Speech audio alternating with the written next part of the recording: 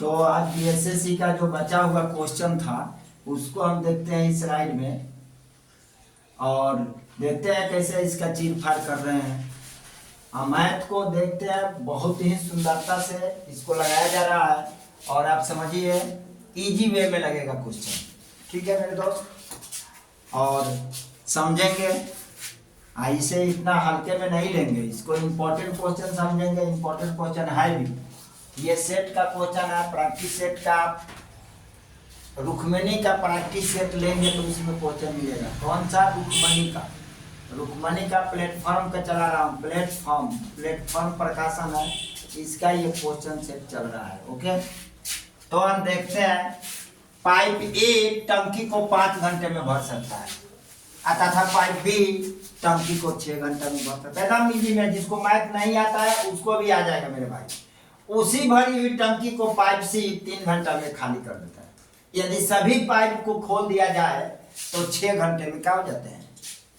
6 घंटे में, 6 घंटे के बाद टंकी का कितना भाग भर जाएगा? देखिए आप मेरा स्लाइड, मेरा टाइम एंड वर्क का क्वेश्चन देखेंगे प्लेलिस्ट, तो ये टाइप के क्वेश्चन आपका 4-5 एग्जाम्पल दिया गया है। आपसे वहां जाकर पढ़िए तो यहाँ की सब सेट के क्वेश्चन पहले भी बताए थे, आपका लग जाएगा।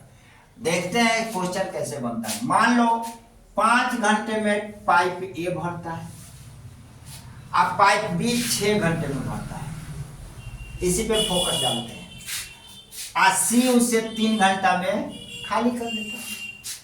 तो देखो ए अनुपात बी अनुपात सी, लेकिन ये खाली करने वाला, ये भरने वाला, ये भी भरने वाला। भरने वाले में प्लस लगा देंगे और खाली करने वाले में क्या लगा देंगे? माइनस लगा देंगे।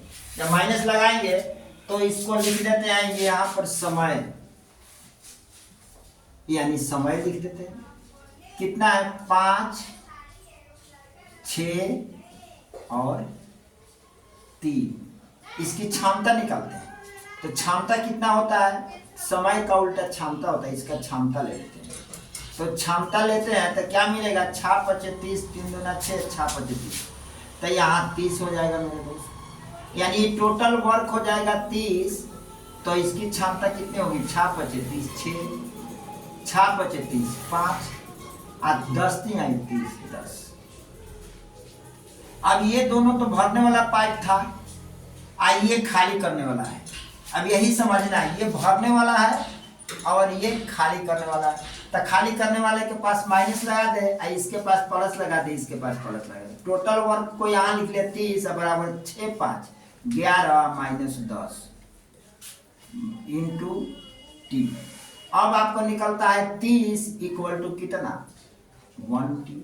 लेकिन ये कह रहा है कि सारे पाइप को 6 घंटे तक चलाने के बाद, सारा पाइप ही हो गया, इसमें 6 घंटा चलाने के बाद करा टंकी का कितना भाग भरेगा? ये बात दिमाग में रखना है। ये नहीं कि यहाँ टीका दिया है तुरंत का दे 30 घंटा, नहीं बाबू। अब यहाँ सब का ही निकल गया, अब इसे काट दो। 6 × 30, भाग कहेगा तो उल्टा, भाग कहेगा तो इसको नीचे ले जाइए, तो टी बराबर क्या हो जाएगा? 1/5, क्योंकि ये नीचे चल जाएगा इसका मेरे दोस्त, टी की वैल्यू निकल जाएगी। कितना भाग भरेगा? 1/5 भाग टंकी का भरेगा आपका, 1/5 भाग क्या होगा? ये आंसर हो जाएगा। ठीक है, नेक्स्ट क्वेश्चन को देखते हैं। कहता है ये भी बड़ी मजेदार क्वेश्चन है मेरे दोस्त, ये सब भारी है, एकदम आसान है। देखो कैसे आसान करते हैं। किसी वस्तु को बेचते समय एक दुकानदार क्रमिक छूट देता है, मतलब बेच रहा है, मान लो कि एक दुकानदार के पास गए और समय बेचते समय तुमको 2 छूट दे दिया। कहा कि 35% और 15% का छूट देता है। छूट देता है, क्रमिक छूट दे दिया 35% और 15% का। यदि वह इस वस्तु को 221 रुपया प्राप्त करता है, छूट देने के बाद उसे कितना मिलता है? 221 रुपया मिलता है। तो वस्तु का अंकित मूल्य क्या है? वस्तु का अंकित मूल्य मान लो 100 रुपया है, अब 35% छूट दे दिया तो मिला कितना इसको? 65/100। यहाँ कितना छूट दे दिया? 15%, तो मिला कितना? 100 में 15, 85/100। यानी आपका टोटल ये मिलने के बाद उसको कितना प्राप्त होता है? 221 रुपया। कितना प्राप्त होता है? तो यदि वह इस वस्तु को 221 रुपया प्राप्त करता है तब उस वस्तु का मूल्य क्या है? तो हमने इसको अंकित लिख लेंगे। अंकित मूल्य बराबर मान लिया हमने x, तो x का इस पर निकाला तब 65% छूट दे दिए, 85% छूट दे दिए। काटने आता है तो काट दो। 13 पचे 65, 20 पंची 100, 17 पचे 85, 20 पंची 100। अगर और अच्छा आता है तो इससे काट लो, कट जाएगा। 17 एकम 17 और 17 तिया 51, 17 एकम 17, 17 तिया 51, 5 मिलेगा ही। और 13 से भी काट दो, 13 13 कैंसिल, बचेगा यहाँ 1, 13 एकम 13, 2 दूना के 4 यानी 4, तो कितना मिलेगा ये? 400 रुपया। तो x के वैल्यू हो जाएगा 20 गुने 20 इक्वल टू आपको कितना मिल जाएगा? 400। ये 400 रुपया इसका क्या है? अंकित मूल्य है। ये 400 रुपया इसका अंकित मूल्य है। यहाँ एक बचा, इससे इसे गुना कराए, आर पर गुना करेंगे कितना आएगा? काटने में कोई प्रॉब्लम नहीं होना चाहिए एकदम। 17 से काटो, 17 एकम 17, तो 17 5 22, 5 बचा यहाँ 1, 17 यहाँ 51 कट गया। और 13 से काट दिया, 13 13 कैंसिल हो गया, ऊपर ऊपर कट जाएगा और नीचे नीचे से गुना हो जाएगा। तो 2 से 2 में 2 से 20 में गुना करा दिए तो 400, 400 में 1 से गुना कर दिए, गुने 1 कर लो, आ गया 400। नेक्स्ट क्वेश्चन को देखते हैं मेरे दोस्त। ये भी क्वेश्चन बहुत मजेदार है, कैसे इसको चीरफाड़ करते हैं। देखो, दो संख्याओं का योग बड़े संख्या का 140%, बड़े संख्या का 140%। यदि छोटी संख्या 18 है तो बड़ी संख्या क्या है? दो संख्याओं का योग है। तो मान लीजिए दो संख्याओं का योग में बड़ी संख्या मान लेते हैं, बड़ी संख्या इक्वल टू x। तो दो संख्याओं का योग, छोटी संख्या तो दी हुई है, छोटी संख्या दी हुई है, छोटी संख्या कितना दी हुई है? 18, समझिए। अब ये दोनों का योग यानी x प्लस 18 इक्वल टू बड़े संख्या का 140%। बड़े संख्या ये है, x का 140%। क्या दिक्कत है? कुछ नहीं, 0 से 0 काट दो, 7 दूना 14, 5 दूना 10 काट दो, 5 से इस दोनों में गुना करा लो, क्या मिलेगा तुमको? 5x, इससे इसे गुना करा लो, आप प्लस 18 पंच 90, अब बराबरी कितना हो जाएगा? 7x। इसको यहाँ ले लो, 5 को इधर ले जाओ, तो 7x और माइनस 5x बराबर कितना हो जाएगा? 90। तो यहाँ क्या मिलेगा? 2x equal to 90। तो x बराबर 45, 45 दूना 90, इसका आंसर क्या आ जाएगा? 45 आ जाएगा। डेट्स ऑल, ये आपका आंसर लग गया। और देखिए नेक्स्ट क्वेश्चन को देखते हैं। कहीं भी प्रॉब्लम नहीं होनी चाहिए, एकदम अच्छे आपका कैलकुलेशन होना चाहिए, इसलिए अच्छे ढंग से मैथ्स आ जाएगा। ठीक है, नेक्स्ट क्वेश्चन देखते हैं। एक देश में 25% पुरुष है, यदि पुरुषों की संख्या 6500 है तो देश में कुल जनसंख्या क्या है? तो एक देश में 25% लोग पुरुष हैं, तो मान लो 25%, तो देश में कुल जनसंख्या को मान लेते हैं। पूछता क्या है? कुल जनसंख्या। तो कुल जनसंख्या ले लेते हैं, कुल जनसंख्या इक्वल टू x। अब x का 25% मेल है, आई मेल की संख्या कितनी है? 6500 है। क्या दिक्कत है? अब x का 25% यानी x गुने 25/100 इक्वल टू 6500। अब 25 चौका 100, 4 का गुना किससे? 6500 से। तो x बराबर क्या हो जाएगा? 6500 और गुने 4, 0 के 0, 0 के 0, 5 चौका 20 के 0, 6 चौका 24 और 25 26, यानी इसका 2600 का आंसर आएगा। That's all. नेक्स्ट क्वेश्चन को देखते हैं मेरे दोस्त। देखते हैं क्वेश्चन को नेक्स्ट। कह रहा है कि शांत जल में एक नाव की गति 25 किलोमीटर प्रति घंटा है, वह धारा के प्रतिकूल 45 किलोमीटर की दूरी 3 घंटे में तय करती है, तो धारा की गति किलोमीटर प्रति घंटा में क्या है? अब देखिए नाव की गति दिया हुआ है, तो धारा की गति पूछ रहा है, तो धारा की गति को हम मान लेंगे 1। तो धारा की गति को मान लिया मैंने, क्या चीज? y मान लो, y किलोमीटर पर आवर। और नाव की गति दी हुई है, नाव की गति कितना दी हुई है 25 किलोमीटर पर आवर। अब ये समझना है कि धारा के प्रतिकूल 45 किलोमीटर जाने पर, धारा के अनुकूल है धारा के प्रतिकूल, अगर धारा भी बहे या नाव भी बहे, अगर धारा भी चल रहा है उसी दिशा में और नाव भी चल रहा है उसी दिशा में तो प्लस हो जाएगा, और धारा चलता है इधर और नाव चलता है उसके उल्टा तो आपका क्या हो जाएगा माइनस हो जाएगा। तो ये देखना है कि धारा के अनुकूल, धारा के अनुकूल चाल, इसको समझने के लिए बोल रहे हैं धारा के अनुकूल चाल, इसको क्या करेंगे जोड़ देंगे तो y प्लस 25 हो जाएगा। और धारा के प्रतिकूल चाल यानी x 25 प्लस y हो जाएगा। और धारा के प्रतिकूल चाल बराबर हो जाएगा कितना 25 माइनस y हो जाएगा। अब यहाँ देखना क्या है कि कह रहा है कि वह धारा के प्रतिकूल 45 किलोमीटर जाने पर 3 घंटा का लगाता है, तो ये चाल हो गया धारा के प्रतिकूल। अब इतना किलोमीटर लगाता है तो दूरी बराबर क्या हो जाएगा, दूरी बराबर चाल गुने समय। अब दूरी दिया है 45 किलोमीटर, चाल कितना है 25 माइनस वाई गुने ये कितना है 3, समय कितना है 3, यहाँ पर समय लिखा हुआ है, ठीक है मेरे दोस्त। अब निकाल लीजिए 45 बराबर 25 तिया, इससे इसे गुना कराया तो 25 तिया 75 माइनस इससे इसे गुना करा देंगे तो 3y। अब इसको इधर ला दे, इसको इधर ला दे, ये 3y माइनस वालों को इधर ला दे तो 3y बराबर होगा 75 माइनस 45 इक्वल टू 3y बराबर हो जाएगा 0 के 0 और 3 के 3, इसे काट दो 10 आ जाएगा आपका, यानी y के वैल्यू कितने आ जाएगी 10, यानी 10 किलोमीटर प्रति घंटा। ये आपका क्या हो जाएगा आंसर हो जाएगा। नेक्स्ट क्वेश्चन देखते हैं मेरे दोस्त। बोल रहा है क्या कि 10% की वार्षिक दर से एक राज्य की जनसंख्या में वृद्धि होती है, यदि राज्य की वर्तमान जनसंख्या इतना हो तो 4 वर्ष पहले राज्य की जनसंख्या कितनी थी।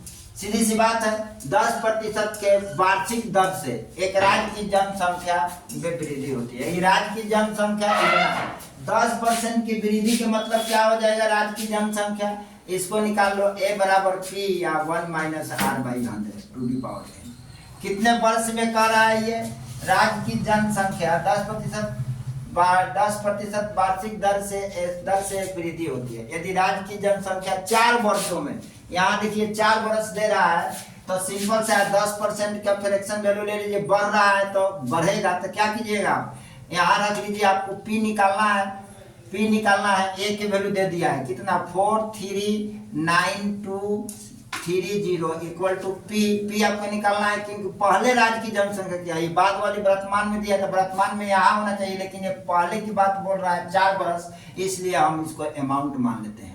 यहाँ क्या लिखेंगे 1/110 बटा बढ़ोतरी हो रहा है तो 100, ये 0 से 0 काटेंगे तो कितना हो जाएगा 11/10, कितना हो जाएगा 11/10 हो जाएगा, यानी 10 आए। क्या बोल रहा है कि दर से वृद्धि होती है तो इसको जोड़ देंगे 10, तो आपको कितना हो जाएगा यहाँ पर, ये तो जुट गया यानी ये जुटने गया, यहाँ ऐसे कर लो 1/10 यहाँ 4 वर्ष, ठीक है। अगर इससे निकालते हैं तो इसको आउट कर देंगे, ऐसे नहीं निकालते हैं तो इसको हटाकर यहीं रख देंगे 10% की वृद्धि हो रही है।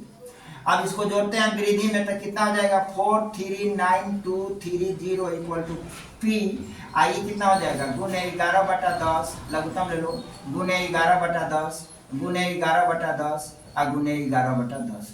अब देखिए इससे काटिए 11 से ये कट जाएगा, सब 11 से काटते हैं तो 11 तिया 33, 109, 11 88, 11 99, जिसको देखो भाग लगा लो, इसमें भाग लगा लो आराम हो जाएगा 43923 या हमें लग रहा है इसका तुम चारों के गुना करा लो तो 3 गो के क्या होता है 121 और 1321 में 11 से गुना करा दो, 1 एकम 1 2 एकम 2 3 एकम 3 1 एकम 1 ऐसे करा 1 एकम 1 2 एकम 2 3 एकम 3 1 एकम 1, यानी 1 3 3 5 4 1 नहीं आ रहा, 4 3 1 नहीं आ रहा, इसके काट लो, काट के ही देखो, काट के देखने पर क्या आ जाएगा 4392 3 0 में 11 से भाग लगा, 11 तिया 33, 0 1 9, 11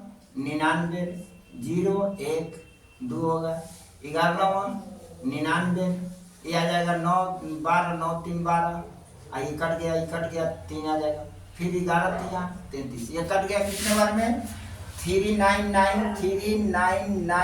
में, ये पूरे के पूरे कट गया।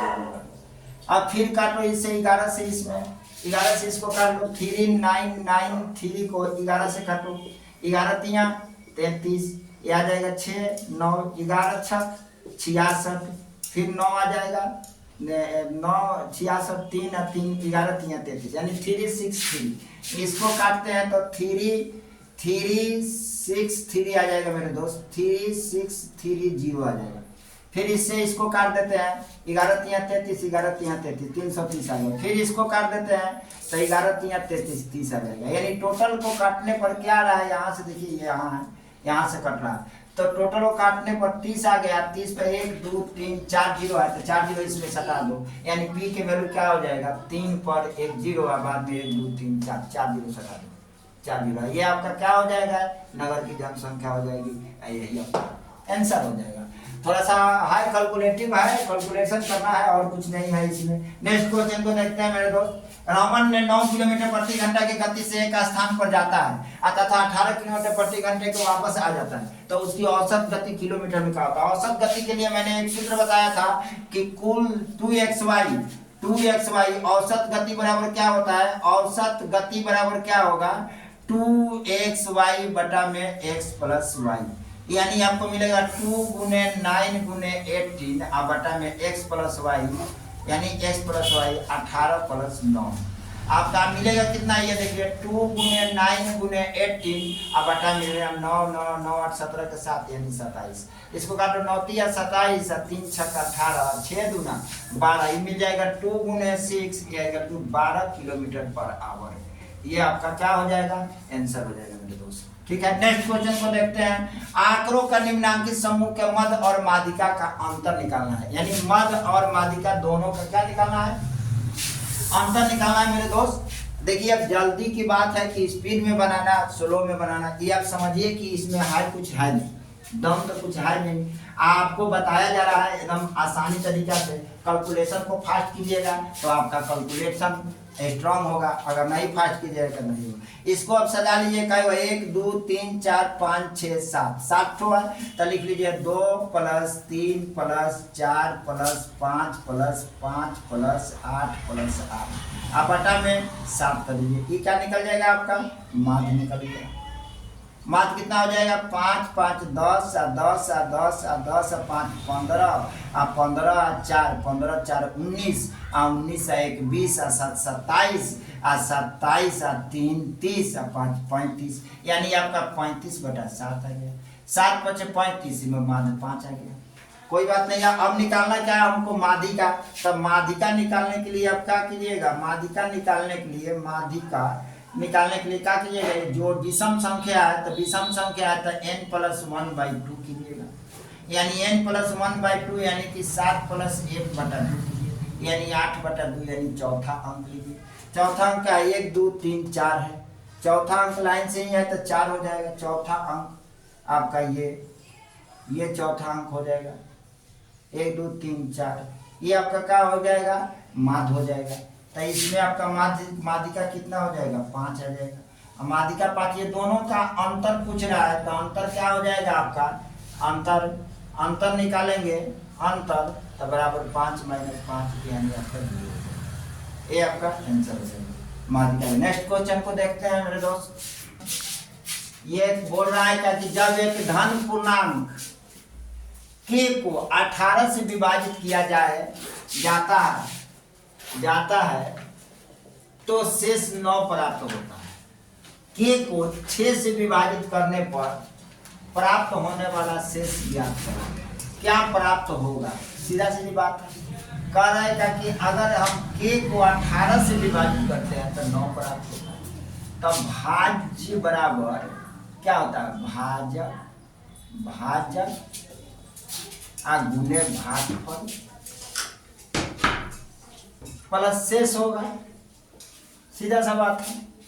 तो हम क्या करेंगे कि भाज्य है, अब भागफल विभाजित करने पर मिलता कितना है, शेष 9 मिलता है, तो प्लस शेष 9। अगर हम इसको कर दे कितना 18 के प्लस 9। अब कह रहा है क्या कि अगर 6 से विभाजित करने पर, तो इसको दो खंड में कर लेते हैं, ये 18 के प्लस 6 प्लस 3, 6 3 9 होगा। अब 6 से विभाजित करने पर 6 6 कॉमन ले लेते हैं, तो 6 3 18 प्लस 1 1 प्लस 3, तो शेष क्या बच रहा है 3। शेष को क्या करते हैं, जोड़ करते हैं, तो हमारा यहीं पर ही आंसर आ जाता। 6 से विभाजित करके यहाँ 6 से विभाजित करा दिए, तो शेषफल क्या, शेष क्या बचेगा 3 बचेगा, यानी आपका आंसर कितना हो जाएगा 3 हो जाएगा। दिस इज योर आंसर, ये शेष बचेगा। ठीक है, ये क्या बचेगा 3 शेष बचेगा। ठीक है, एक की काम को 4 दिन में कर सकता है, ए किसी काम को 4 दिन में कर सकता है, बी सी उसी काम को 3 दिन में कर सकता है, जबकि ए सी साथ मिलकर उसी काम को 2 दिन में कर सकता है। तब बी अकेला उस काम को कितने दिन में करेगा, सीधा सीधी बात है। ए किसी काम को 4 दिन में करता है, बी प्लस सी उसी काम को कै दिन में कर रहा है, 3 दिन में कर रहा है, और ए प्लस सी उसी काम को कितने दिन में कर रहा है, तो ये उसी काम को 2 दिन में करना है। लघुत्तम ले लेते हैं, इसके ये टाइम दे दिया है, समय है आपका, ये टाइम है, तो 4 3 12 टोटल वर्क हो जाएगा। ये इफिशियंसी निकाल देते हैं मेरे दोस्त, तो इफिशियंसी में क्या होगा 4 3 12 4 3 12 6 2 12। अब क्या बोल रहा है, ये बोल रहा है कि ए और सी साथ मिलकर 2 दिन में कर लेता है, तो 2 दिन में कर लिया, तो बी अकेला उस काम को कितना दिन में करेगा। बी के निकालने के लिए पहले सी की वैल्यू निकाल लेते हैं। ए बी में से सी को ए को घटा दो, इसको घटा दो, इसको घटाते हो तो सी की वैल्यू आ जाएगी, तो सी की वैल्यू कितनी होगी 6 है, उससे 3 घटा दिया तो 3 आ जाएगा। अब सी की वैल्यू को किस में घटा दो, इसमें घटा दो, यानी बी प्लस सी माइनस सी, तो इसमें कितना होगा, बी सी की वैल्यू 4 है, तो ये 1 के क्षमता से 1 करेगा। अब 1 के क्षमता से सी की कितना हो जाएगा बी माइनस सी, यानी सी का काम कितना हो जाएगा 1 हो जाएगा, यानी सी हमारा 1 दिन में काम कर रहा है, तो ये टोटल काम कितना है 12 है, तब 12 से काटोगे तो सी की वैल्यू कितनी हो जाएगी आपका 12 दिन में ये कर लेगा। ओके, यानी सी कार्य को कितने दिन में करेगा 12 दिन में कर लेगा। ये मेरा आंसर हो जाएगा। ठीक है, ठीक है, तो खत्म कर दो।